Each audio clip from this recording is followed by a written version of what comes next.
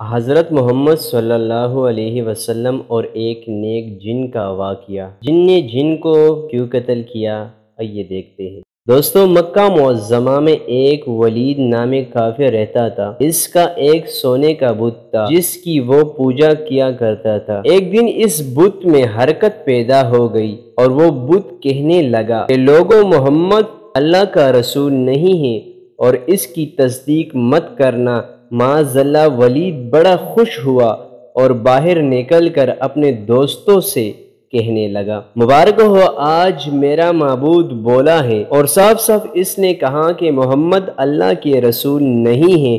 یہ سن کر لوگ اس کے گھر آئے اور دیکھا کہ واقعی اس کا بت یہ جملے دہرا رہا ہے۔ وہ لوگ بہت خوش ہوئے اور دوسرے دن ایک عام اعلان کے ذریعے ولید کے گھر میں ایک بڑا اجتماع رکھا گیا تاکہ اس دن بھی وہ لوگ بت کے منہ سے وہ جملہ سنیں۔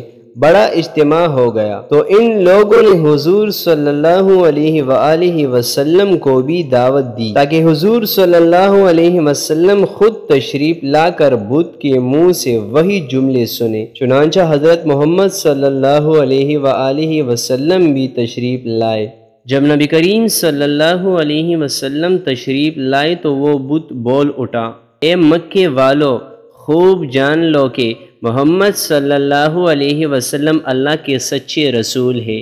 ان کا ہر ارشاد سچا ہے اور ان کا دین حق پر ہے۔ تم اور تمہارے بت جھوٹے ہیں اور گمراہ کرنے والے ہیں۔ اگر تم محمد صلی اللہ علیہ وآلہ وسلم اللہ کے سچے رسول پر ایمان نہ لاؤ گے تو تم جہنم میں جاؤ گے۔ بس عقل سے کام لو اور سچے رسول صلی اللہ علیہ وآلہ وسلم کی غلامی اختیار کرو۔ بت کی یہ بات سن کر ولید گھبرا کر اٹھا اور اپنے بت کو پکڑ کر زمین پر دے مارا اور اس کے ٹکڑے ٹکڑے کر دیے۔ حضور صلی اللہ علیہ وآلہ وسلم فاتحانہ طور پر واپس ہوئے تو راستے میں ایک گھوڑا سوار حضور صلی اللہ علیہ وآلہ وسلم سے ملا۔ اس کے ہاتھ میں تلوار تھی جس سے خون ٹپک رہا تھا۔ حضور نبی کریم صلی اللہ علیہ وسلم نے فرمایا کہ تو کون ہے؟